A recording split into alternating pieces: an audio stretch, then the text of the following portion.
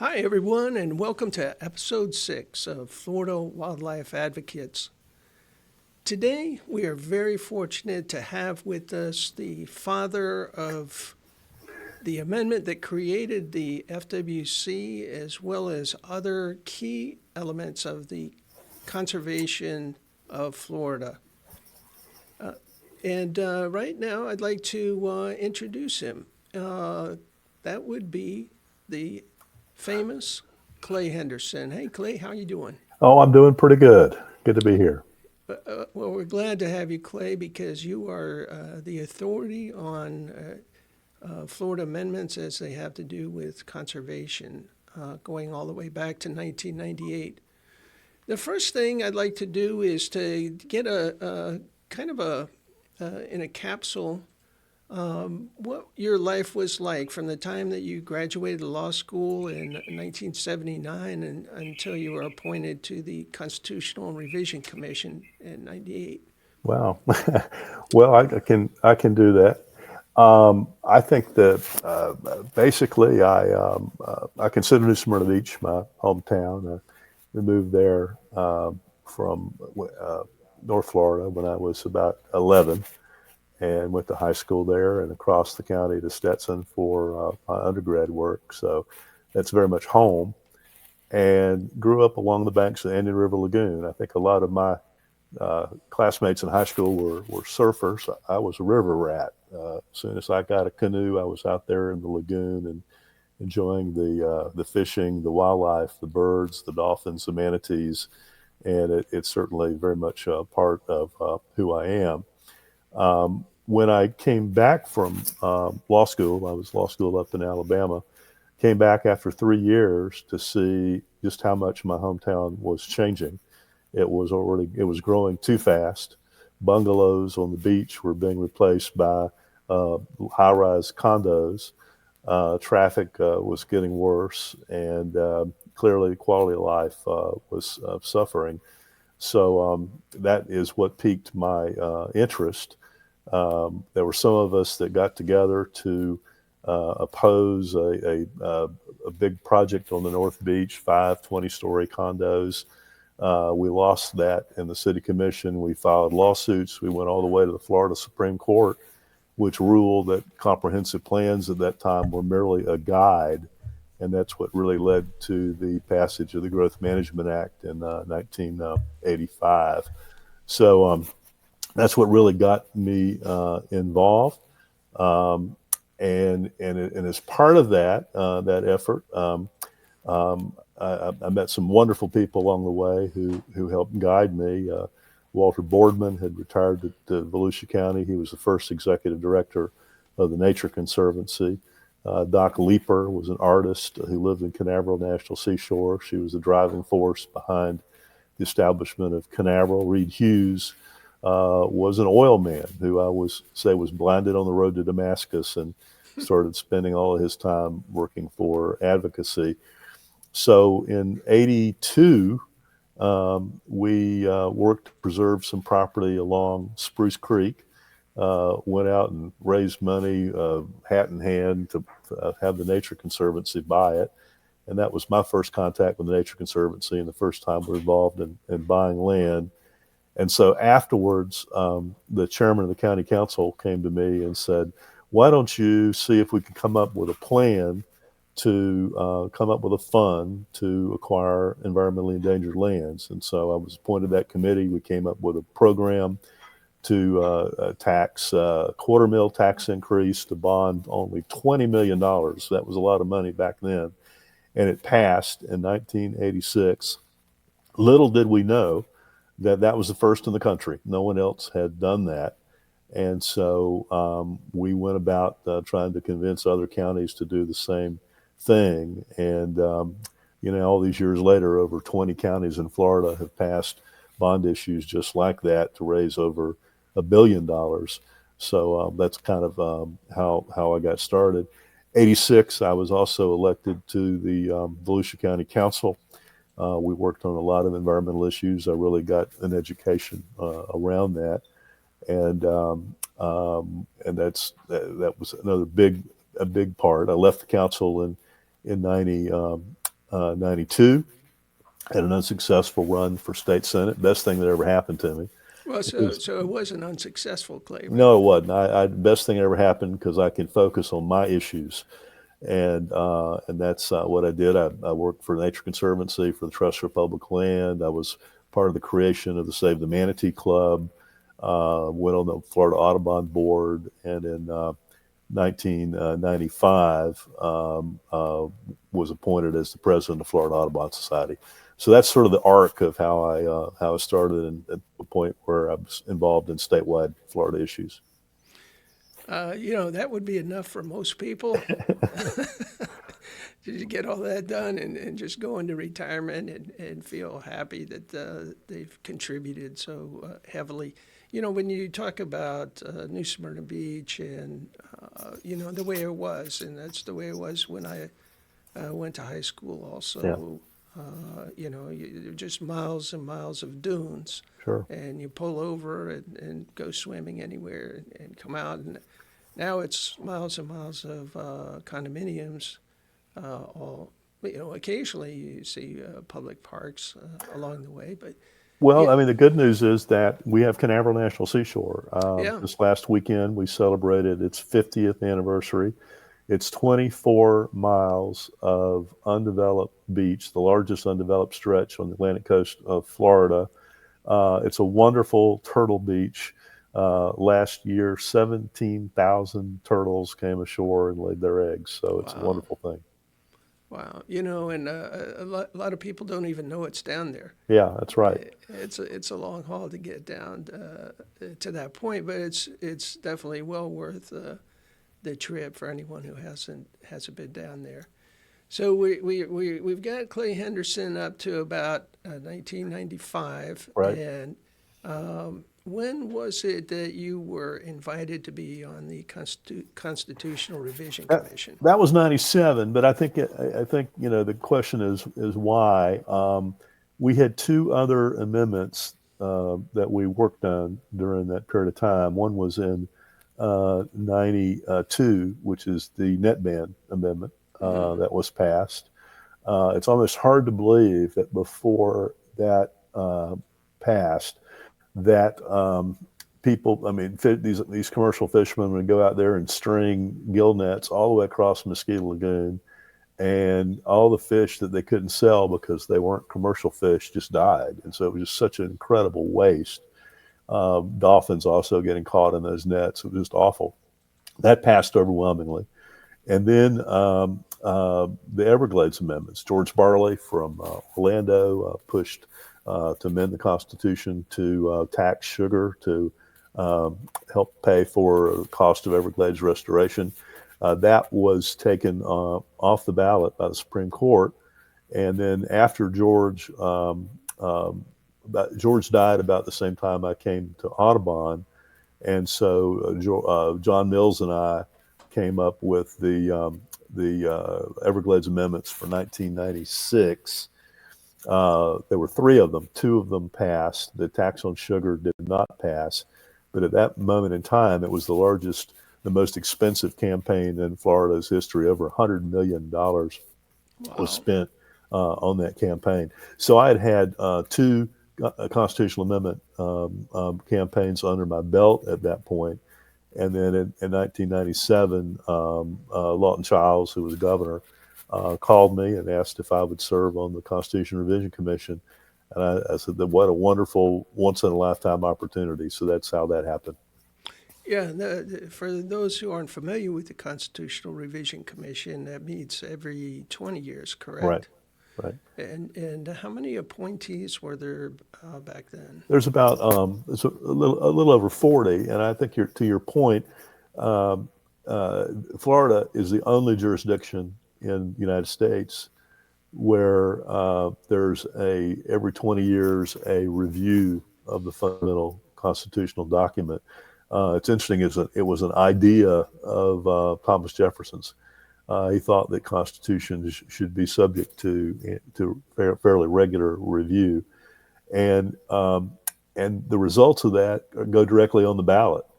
It doesn't have to be approved by the Supreme Court. It doesn't have to be approved by the legislature. So it's a an awesome responsibility. And the people, the 40 or so who were part of that, appointed by the governor, the Supreme Court justice, president and Senate, and Speaker of the House, these were people who had tremendous amount of experience in Florida government. I was, I was a rookie. Might as well say I was a kid. I just turned 40, and had not been Chief Justice of the Supreme Court like some of these other people. Yeah, well, it's very fortunate that you were, but in that span of time, when did you start meeting? A year or so ahead of time? 2 years? Yeah, no, it was about a year and a half effort. We were assembled in May of '97. We worked. We did public hearings all across the state. We got a tremendous amount of input, and then began our meetings. We met in the Senate chambers, and then in early '98, we started generating, the actual proposals, and then whittling them down. That it was more than a year-long process. And during that process, you took the lead, I believe, correct me if I'm wrong, on Amendment 5 Right. that appeared on the ballot in 1998. Let's talk about that because it's such a far-reaching amendment. For those who are unfamiliar with it, there is not, and correct me if I'm wrong, Clay, but there's not the single subject rule Correct. constraint on amendments that come out of the Constitutional Revision Commission, correct? That's correct. There's no single subject rule, but what we wanted to do with that is to unite the four proposals basically under the umbrella of conservation. So there were four parts we'll get into.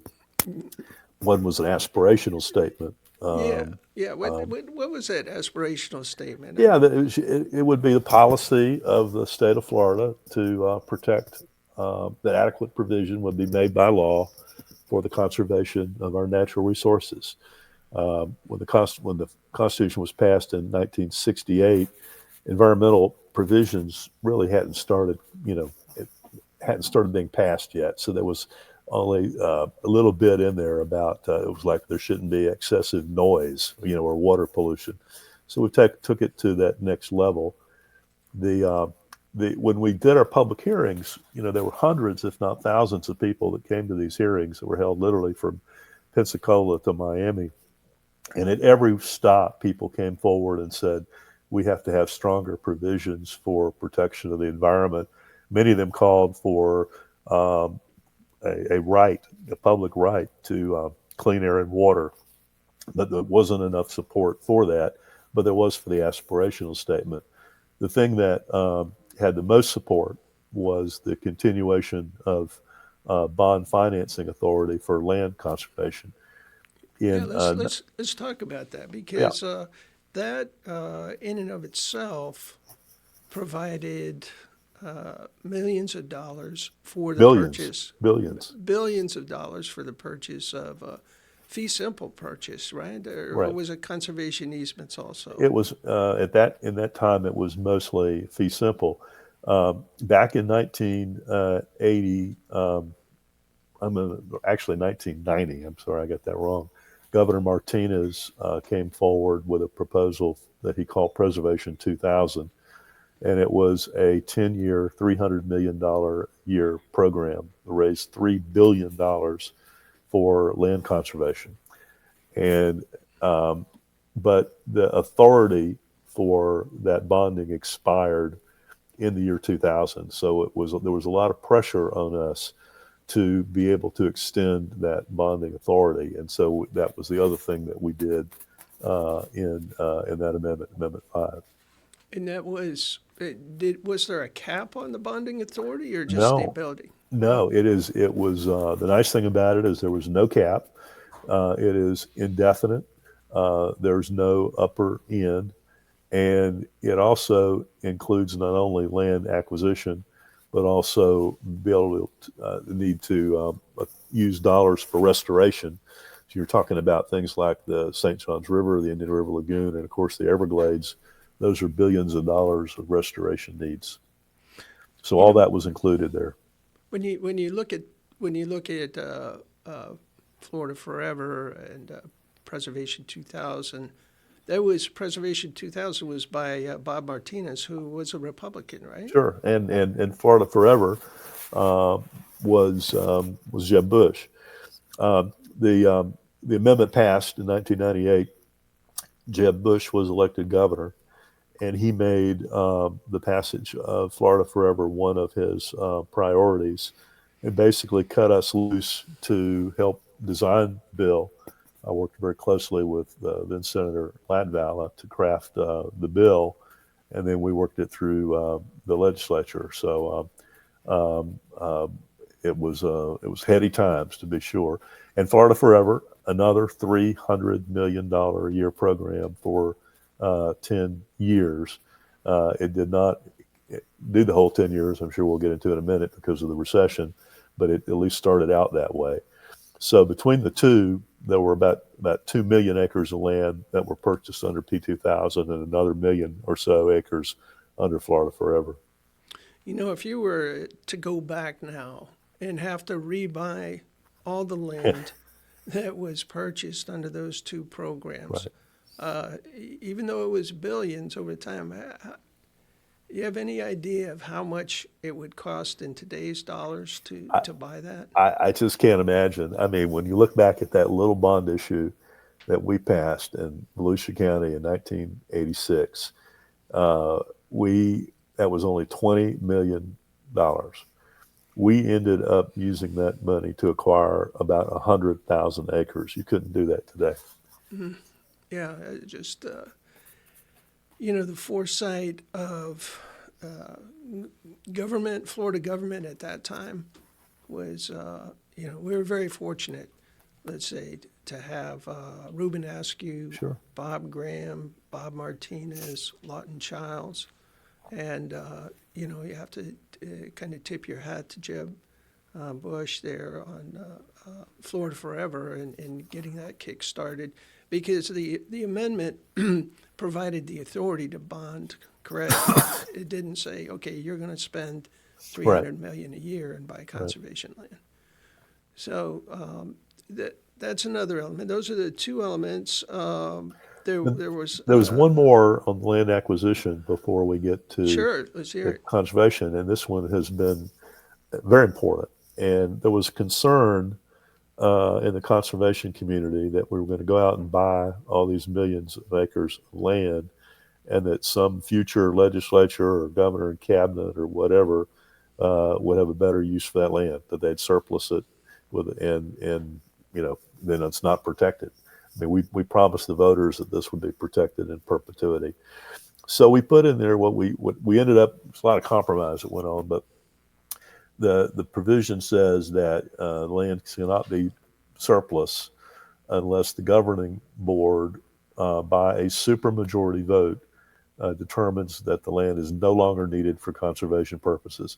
Now, the truth is that has been a very high bar over the last 20 years. There have been a lot of proposals that have come through for surplusing property for some nice things, some nice ideas, but it's proved to be a bar. But in the last year or so, we've seen some shenanigans going on with that. The split oak is an example. The decision, the proposal to put hotels on state parks, the early decision by the governor and cabinet to offload part of the state forest for a golf course. I think we've caught them now. The sunshine is shining brightly on them. So the amendment is still, for the most part, doing what it was intended to do. Yeah, that the bar that you created under this Amendment 5 in 1998, that it would have to be determined no longer needed for conservation. Right. Is there a conservation parcel owned by the state or by a conservation easement that's no longer needed? I mean, Well, how's that possible? no, it's not. And the example, we talked about how Florida Forever continued under the 8 years of Jeb Bush, and also continued under the next 4 years under Charlie Crist. But then the recession hit in '08, and it crippled Florida economy. And actually, that's when Florida understood just how dependent that it is on development. I mean, it's a sad story, but it's our tax structure is totally dependent upon building and development. So the bottom fell out of the market, and so the concern was that there wasn't going to be enough money even to pay the bonds on Florida Forever because no one was buying real estate. So that's when it stopped. But then we elected Rick Scott in 90, I've lost track. What year was that? 2010. 10. And the first thing that he wanted to do was to kill off state parks that weren't making any money.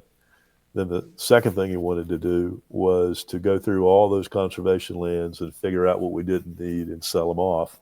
And guess what? They did that, and they were all needed for conservation purposes. They didn't sell off. I don't think they sold off a single acre.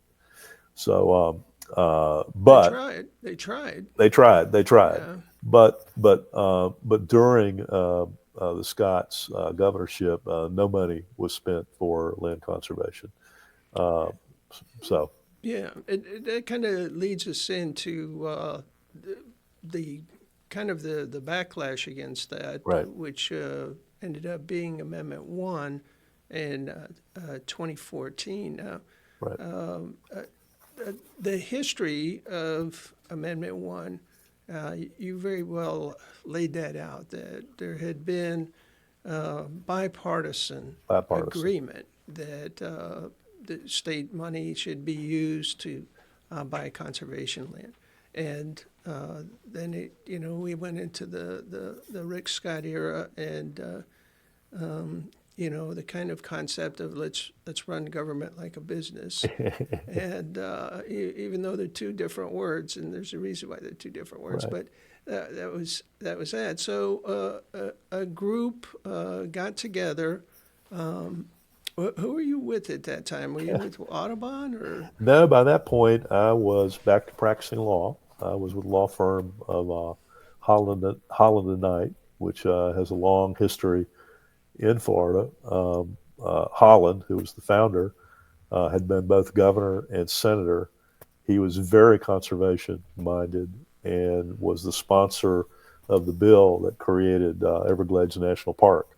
So the firm decided to lend me to the cause pro bono to help draft the amendment and to defend it before the Florida Supreme Court. Okay, and that was in 13 and 14. 2013. Yeah. Okay, because I know I met you when I was with the league, and then we kind of rolled into the signature gathering. That's right. Phase of that, and so many groups. Audubon, I think, collected the most signatures, and the league second, and I think Sierra Club third. And if I got that order wrong, no, I think that's right. I mean, we were able to, the environmental community as a whole would be, the memberships of all those organizations. We got our first 100,000 signatures fairly quickly. But then we need to reach out beyond our group. And so one of the things, I mean, I worked really, really hard to get the league to come on board. And once the league did come on board, they were stalwarts. And that's where the next couple of 100,000 signatures came from. It takes about 1 million signatures. You have to gather them in about a year. And so we were able to meet that threshold, just barely, but we did. Yeah, that was put on the ballot. I think at that time it was the most number of volunteer signatures that ever been collected. And, no question about that. I mean, we had to get 950,000 verified signatures. Yeah, and that's only becoming more difficult, and Right. we're kind of looking at special session right now to make it damn near impossible. The legislature hates the initiative process. They hate voters telling them what to do. Yeah, we're going to be talking about another amendment that got on the ballot. this past session and kind of circumvented all that. But so Amendment 1, 2014, it gets on the ballot, Right. and there's a resounding knock against it. And I'm going to play a little clip here. This comes from a PBS interview with Eric Eichenberg.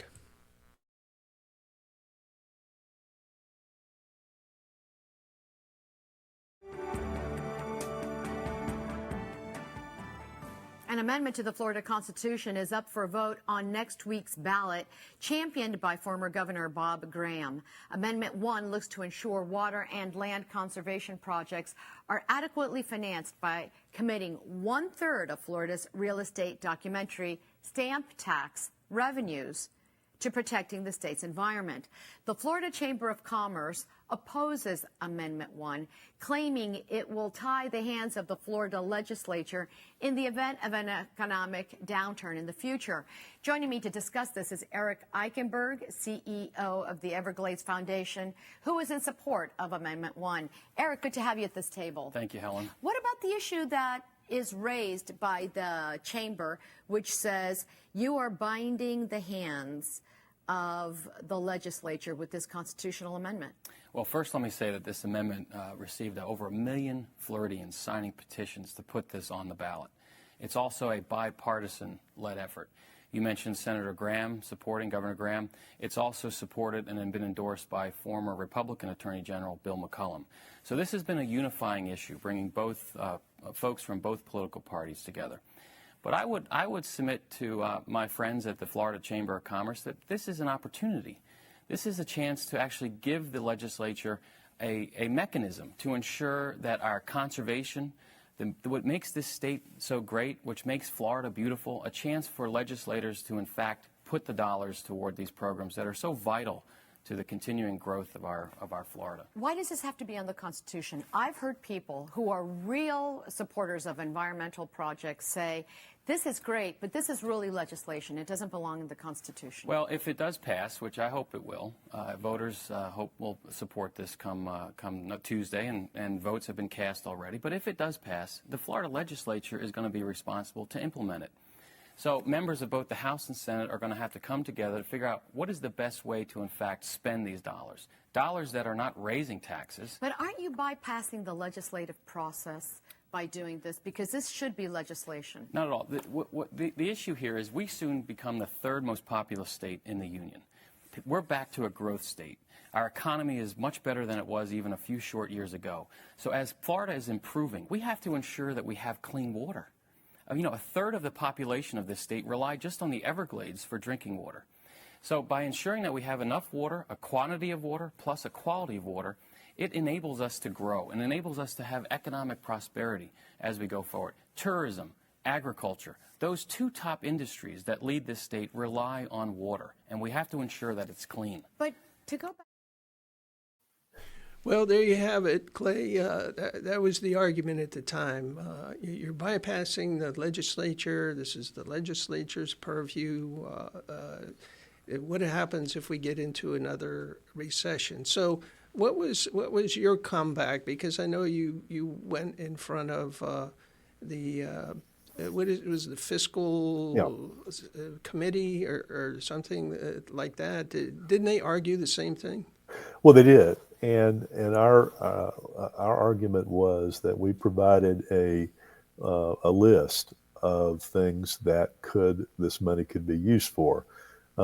Fee and less than fee, protection of water resources, environmental restoration like the Everglades, historic preservation, recreation, passive recreation, outdoor recreation. So the obvious thing is that the legislature in the appropriations process gets to determine the allocation of that money into those pockets, and that was our comeback. Legislature, at the end of the day, will have that and still has that authority. And when it went to the ballot and when it went to the voters overwhelmingly, I think it was 75%. It was 72%, and there were counties where it was well over 80%. It was an overwhelming mandate. I mean, you think about it, it received millions of more votes than whoever was elected governor or senator that day. So it was something. Yeah, and after it passed, and Yeah. I know all of the groups were like, "All right, finally, we're gonna, get Florida Forever funded again at $300 million."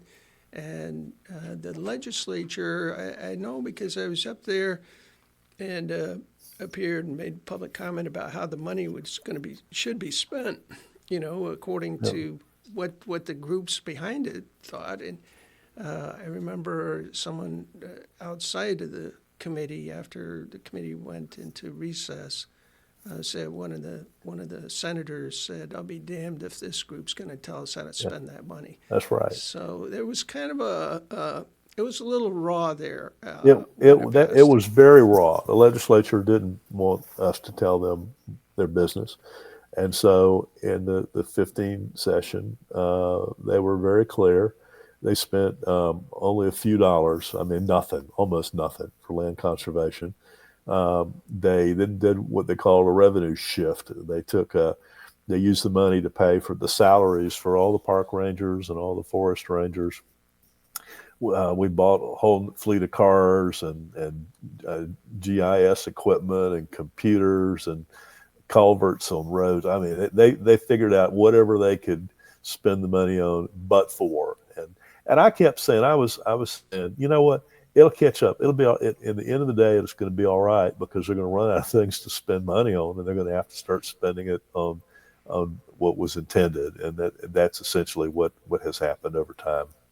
Yeah, that thinking evolved, and I guess that's one good thing about term limits is the people who were sore about that termed out, and then you had a fresh new crew come in. Every couple of years you have a new Senate president, and Sure.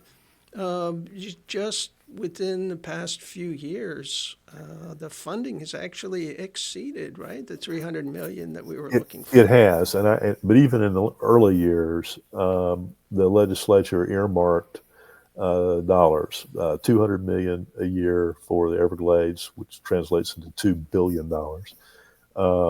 $50 million a year for Springs, and $2 million toward the Lake Apopka restoration. So that started out with those earmarks, and of late now we have a new addition to that, which is the restoration efforts of the Indian River Lagoon. So that's close to home for me and very important.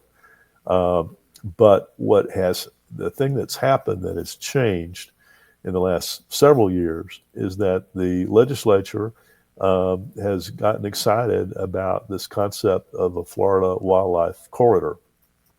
Many years ago, we started using GIS maps to try to see how we could connect the dots, how we could create linkages between the existing conservation lands that we have, and basically create a pathway where if you're a bear or a panther, you could actually walk from the Everglades to the Georgia border along conservation alleys. And so the legislature has gotten behind that. And so these last several years, they have appropriated hundreds of millions of dollars toward the completion of this effort. It's important to note in the context here that Amendment 1 is the largest voter-approved finance measure in our country. In the 20 years that it is in existence, we have 10 years left, it will raise in excess of $20 billion. The number keeps growing because Florida continues to grow. Housing values, real estate values continue to climb. And so it's producing more and more money. It produces basically $1 billion a year now, which is significant. And to go to your point about development funding the purchase of conservation land, it was a third of the documentary stamp tax on deeds was supposed to be allocated to this fund? That's correct. And that's so when you go to buy real estate or a house, you pay a documentary stamp tax based upon the value of that house, and it is collected at closing, and it's 1/3 of that total amount of money is dedicated toward those conservation purposes in Amendment 1. So, for a lot of us at the time, in 2014, after it passed, and we were like, yay! And then the next year it was, oh, we'll show you, basically. Yeah, all right. And I think that happened like 3 years in a row, right? It did, yeah. It was like 8 million, 10 million, back Yeah, to 8 nothing. or something like that. It was nothing. And but now, I wonder if it's because it became an initiative, for instance, in this last session of the Senate president, to fund this wildlife corridor, and because it's not Amendment 1, nobody's talking about Amendment 1 anymore, but Right. because it, somebody can lay claim to it now from the current legislature or the most recent legislature, that it becomes popular again, right? It came full circle. It really did, and I think it did because we reached a water quality crisis about 6 years ago. We started having massive algal blooms in the Indian River Lagoon, Lake Okeechobee, the Caloosahatchee, manatee and dolphin mortality. People got sick of, millions of dead fish and next to their $1 million homes. And so we elected officials, the legislature and even the governorship, that were committed to try to make things better. And so I think that's how we got full circle, is that the public said, we got to do something. We have the money to fix this. Why aren't we doing it? Yeah, let's talk about water issues for a second, and I'm going to play a clip here. Well, my name's Clay Henderson, and I've lived almost all my life in New Smyrna Beach on the north end of the lagoon. Hard to describe what I do. I've done a little bit of everything, but mostly known as an environmental lawyer. And the last 5 years, I've been teaching at Stetson University. My relation to the lagoon is an avocation. It's personal to me. It's home to me. And so I guess I've really been an environmental advocate for most of my career, and there's always been an issue associated with the lagoon that's needed some good advocates. Advocacy is the essence of our work as Americans. It's the way we interface with government. It's how we influence policy, how we influence our elected officials to respond to needs. And advocacy in the case of the lagoon are people coming forward, stepping up, letting their voices be heard for what we need to do to protect it. This is our home. This is our special place, and we need our elected officials to respond to that call. That's what advocacy is. I'm a river rat. I grew up on the banks of the lagoon. I've lived almost all of my life on the lagoon. All of my friends took to the ocean with their surfboard, and I had no interest in that. My interest was always wading along the banks, doing a little bit of fishing, canoeing back in the backwaters, in the mangroves, watching the manatees and dolphins and wading birds. It's always been part of my life. And when we first moved here, I remember wading with my dad in the water. He bent over, pulled out an oyster, pulled out his pocket knife, opened it up, handed it to me, and said, "Here, try this." And it's 6 decades later, I can tell you how salty that tasted. It was a memory that's been with me all along, that, we're part of the lagoon and the lagoon's part of us. It's not about a city or town or a place. It is just that connection to the lagoon, that sense of place that permeates everything else. So it's home, and you fight the hardest to protect the things that you love. When my house was built in the early 50s, it, like all of the others, you flushed the toilet, it went straight in the lagoon. We didn't get what we now call wastewater treatment plants until the early 70s, and they weren't, in that early fashion, they weren't even enough to treat the waste as it should be. That didn't come until much later. We have over 250,000 septic tanks along the lagoon that leach in various ways into the waterway. So for us to build our cities along the coast, we had to drain the land. And in doing so, we've expanded the watershed, and so that expands the area for all these nutrients and things to find their way into the lagoon. And then that's not even counting the problems in South Florida, which are even more critical because they're connected to the much larger plumbing systems of the Everglades, the connections to the St. Johns River. So all of us, I would say collectively, if we all do a better job of our personal stewardship, that would move the needle faster than anything else. One of the things that we need to do as a community is to do a better job of informing folks that live along the lagoon or use it, recreationally or otherwise, to know what good stewardship looks like. If you live along the lagoon, you shouldn't mow your lawn right up to the water's edge. You shouldn't put fertilizer on during the summer months. You shouldn't put herbicides down within so many feet of the water. You should be careful about gasoline and oil spills. All the things about your own home are critical. Every little bit of waste that finds its way in the lagoon stays there for a very, very long time. So there's a lot of things that we can do personally on a very specific level, and beyond that, other things such as just conserving water and energy, because those are all things that as a whole contribute to the problem. I really like this concept of one lagoon. So we all know what's close to us, what's close to home. And the idea of one lagoon is that not only are we all in it together, but that the issues that we're dealing with from one end to the other are all variations on the same. If we pull all together, look at it as one lagoon and not 5 lagoons, we're going to do a better job of protecting it. My greatest hope for the Indian River Lagoon is that we exceed everybody's expectations when it comes to restoration. We'll see clean water, we'll see it in a shorter period of time, and people will be able to celebrate the outcome that we've really accomplished something. That was good. Yeah. Did that guy look familiar? Yeah. It's good. Yeah. That's the value of good editing.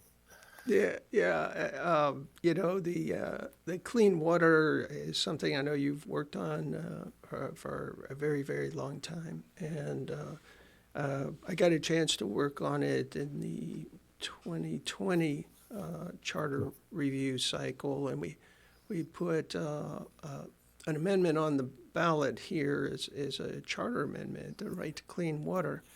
And it was interesting that when it passed the Charter Review Commission to put it on the ballot, the next day the legislature preempted it. So it just shows you how powerful that concept was. But as you were saying, this is not something new. This is something that people were saying put into the 1998 amendment, correct? That's right. And in the most recent Constitution Revision Commission, same thing. Many people came forward wanting some kind of right to a clean environment in the Constitution. There are about 6 states that have that in their Constitution. I would say that Florida has all of the governmental structure necessary to do the right thing, but it has not acted. It has not acted in such a way that is consistent with that. I mean, most people would not believe, because we live in a beautiful state, most people would not believe that nearly all of the surface waters in Florida are considered impaired under the Clean Water Act. They're not suitable for fishing or swimming. Yeah, it's definitely something that is an unsolved problem now, and it's not as though we don't have the technology Right. to deal with this issue. It's do we have the political will? And I'm hopeful that just like the way Amendment 1 passed, and, it was kind of shot down by the legislature, and then somebody in the legislature said, hey, I've got a great idea. How about let's clean up the water? Yeah. And it becomes the, Senator whatever Sure. bill. So I think that's, Amendment 1 is a good foreshadowing of what could happen if, some enterprising legislator wants to really make a lasting legacy for himself or herself. That's very true. One of the other things that we didn't discuss about Amendment 5 in 1998 was you put in there the creation of a Florida Fish and Wildlife Conservation Commission. Right. And what was the thinking behind that? Florida, is different in a lot of respects. It's a diverse state in terms of think about the Gulf of Mexico, Atlantic Ocean, salt water, fresh water. In the early days, say the 20th century, all hunting and fishing rules were done by the legislature, and it was extremely political, as you might imagine. Governor Holland, back to Holland again, he proposed the creation of an independent constitutional agency that became the Game and Freshwater Fish Commission, and that passed in 1948, I believe.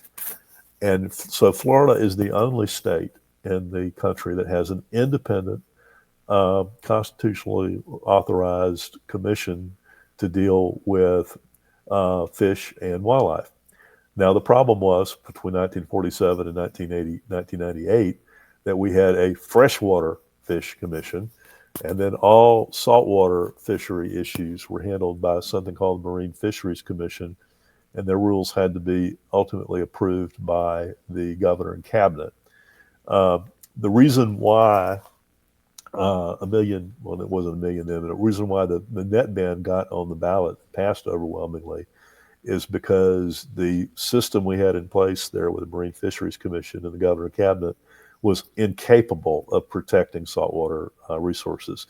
There was for years, there was no requirement for a fishing license. For years, you had the gill nets out there taking everything.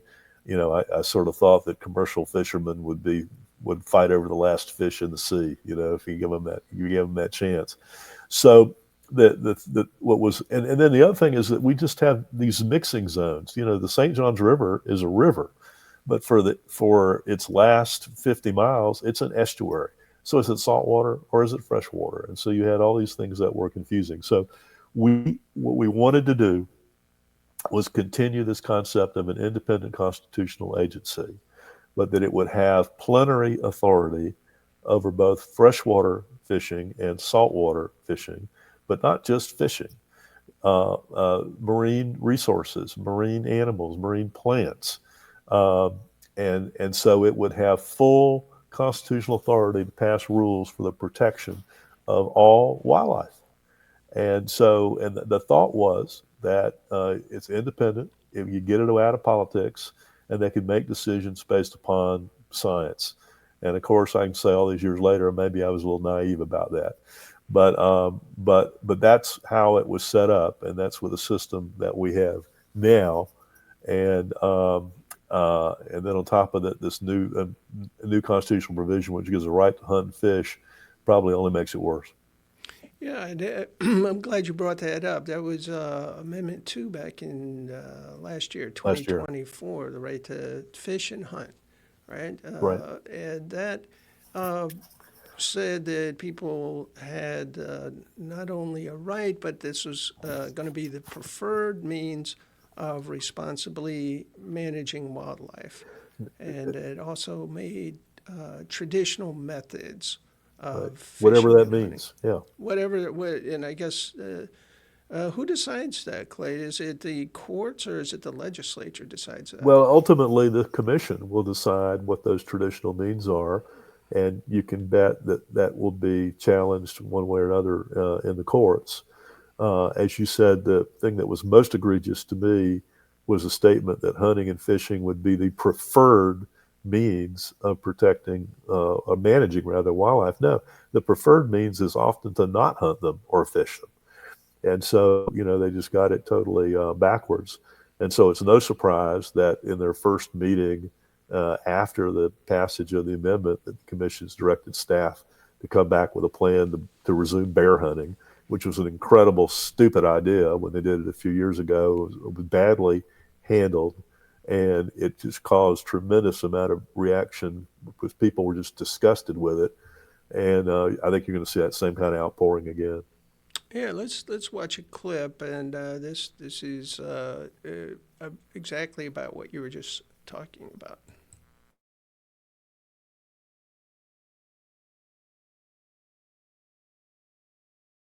Problem in Florida, and the state is now taking steps or the state rather is now taking the first step towards a bear hunt. Today, Florida's Fish and Wildlife Commission directed staff to come up with plans for a hunt.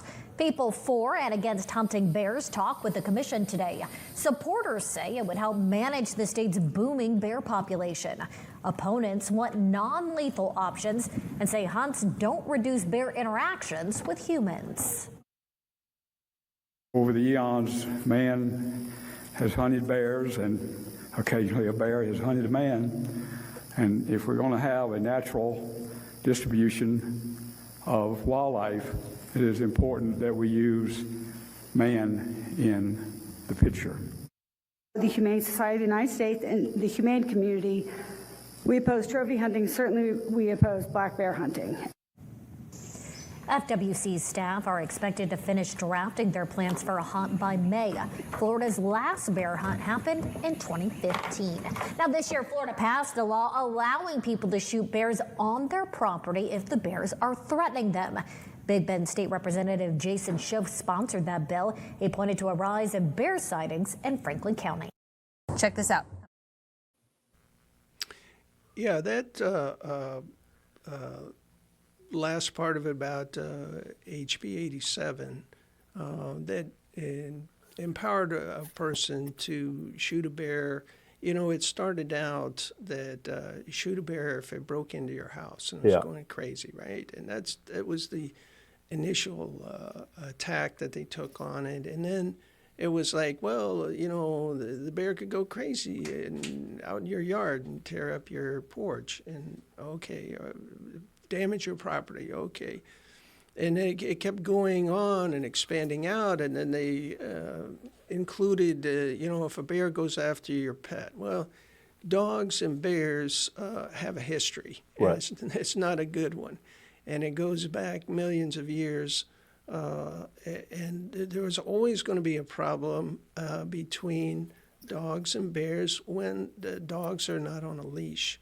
And we see this happen over and over again. Oh, a bear injured a dog. Well, what happened? The dog wasn't on a leash. The dog went after the cubs. And a lot of times it's a female bear protecting her cubs. And, that somebody could shoot that bear, because it went after an unleashed dog is just incredibly stupid. Now, we were talking about this, this amendment and what it's empowered people to do, and also how this all falls on the Florida Wildlife Commission. But in its first meeting, Clay, in December, after this passed, one of the commissioners says, let's have a bear hunt. Right. Staff come back with design a hunt for us. Now, is that the way that you envisioned the FWC to operate? Oh, not at all. I mean, one of the questions that was raised when this proposal came forward was where are we on the population study? And the answer from the staff was that the population study is not due to be released until a few more years down the road. So, if we were doing this based upon sound science, we would know the bear population statewide, but most importantly, we would know the population in each of these sub areas.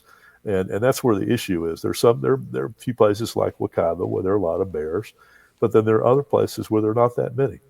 And so if you're making a decision based upon science, you need to have that data, and they just seem to be rushing to judgment on it.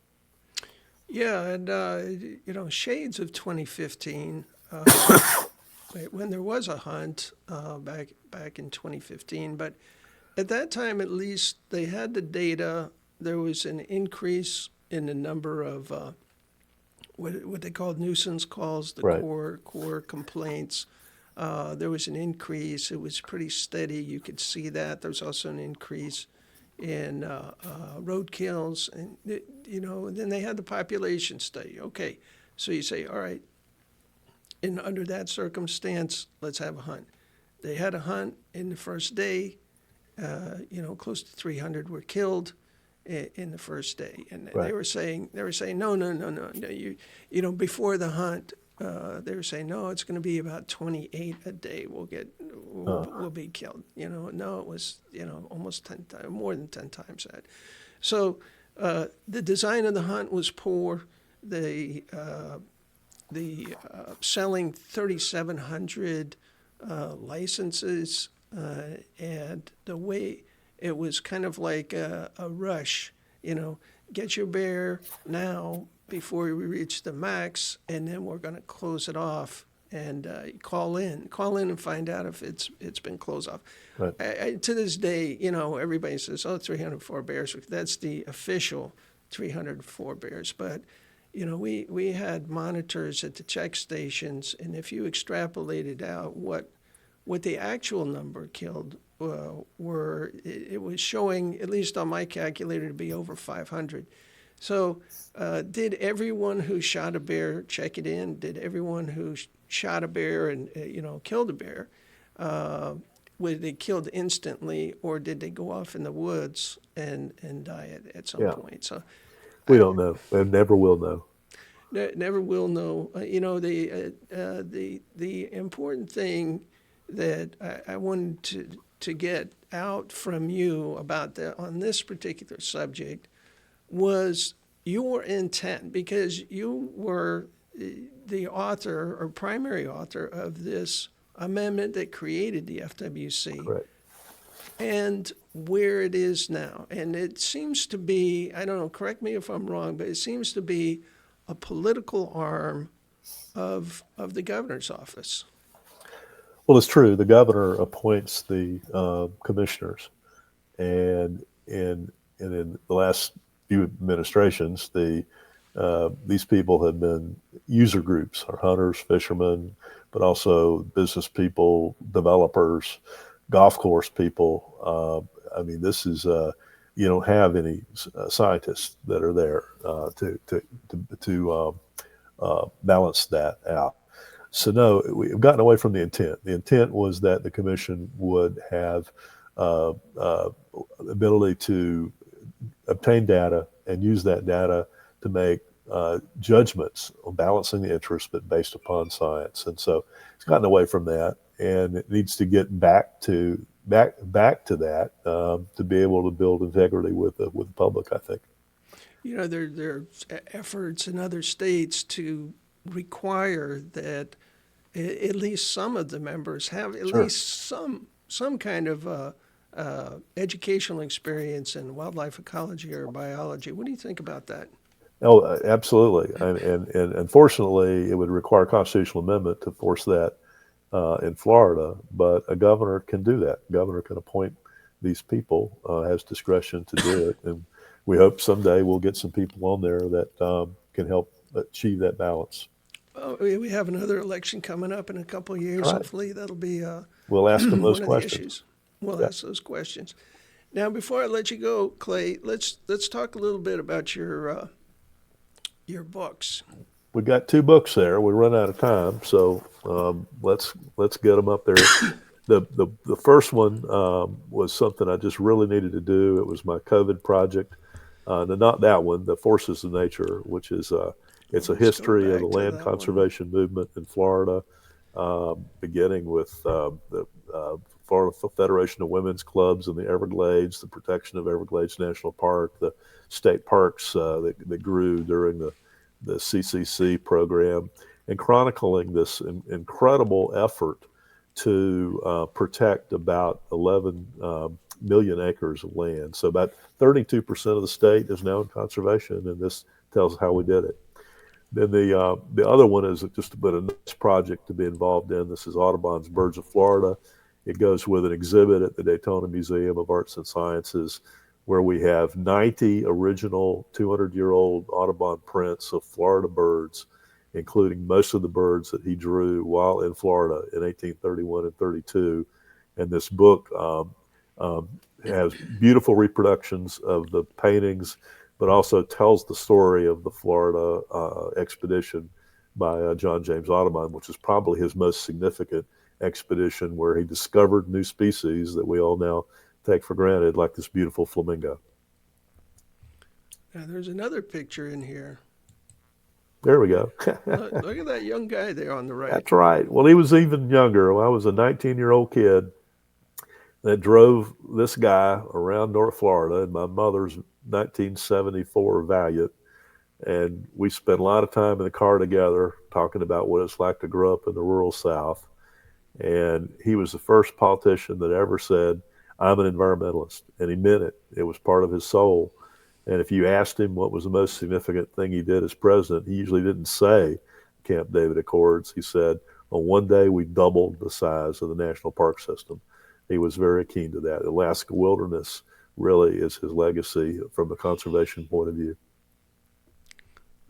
That's great. And, you know, his passing is something that was inevitable. You know, we see these giants leaving us one at a time. Just recently, Buddy McKay passed away, and then I believe it was last year, Bob Graham. Bob Graham and Nat Reed a few years before that. These were all giants. Yeah. Lawton Childs quite a while back, but they're one by one leaving us. And we have to, in my opinion, foster a new generation of Clay Hendersons. And, well, I tried to do my part. I had a lot of wonderful students come through my classroom the last 5 years, and I hope some of them go forward and make a difference. Well, I know they're out there somewhere, and you know, it's a long, hard road coming up through the ranks, definitely running for office or county commission, et cetera. And I know here in Orange County we have a couple really, really good environmentalist commissioners that are doing great things. Right. So I think that's all, you know, a credit to you, that there is a path. There's a path coming through law, not necessarily through law, but coming through law, coming through politics. And as you said, you know, and you told me at the time when I ran for state senate and lost, you go, Chuck, you're going to be better off. That's right. You're going to be better off. And, you know,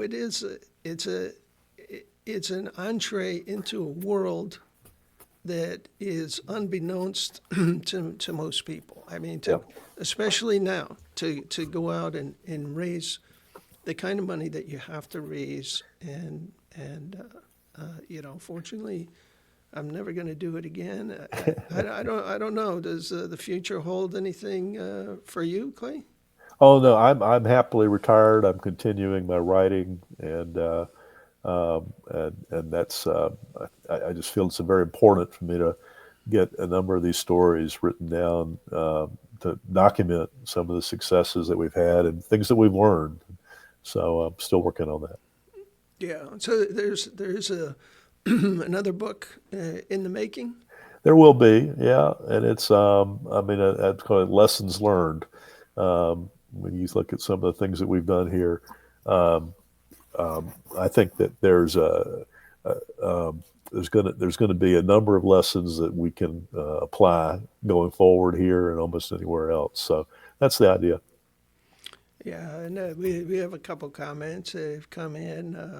Sherry, very nice, commenting on how great it is to have you on this Happy to be here. podcast, and Shannon also. And you know, we need you to hang around, Clay, and you know, don't forget about Florida. We have some issues going on again with this you know, proposed bear hunt, and also the clean water issue, and that's going to be with us forever. Sure. I believe. But you know, so thankful for you to be on today, Clay. Happy to do it. I know we've been friends for a long time, and you know, pulling you out of retirement here to be on this podcast, I appreciate your time. And you know, people don't forget Clay Henderson. You just had a book signing, right, in Daytona, and how many people did you say were there? There were 160 people there. I signed books for an hour.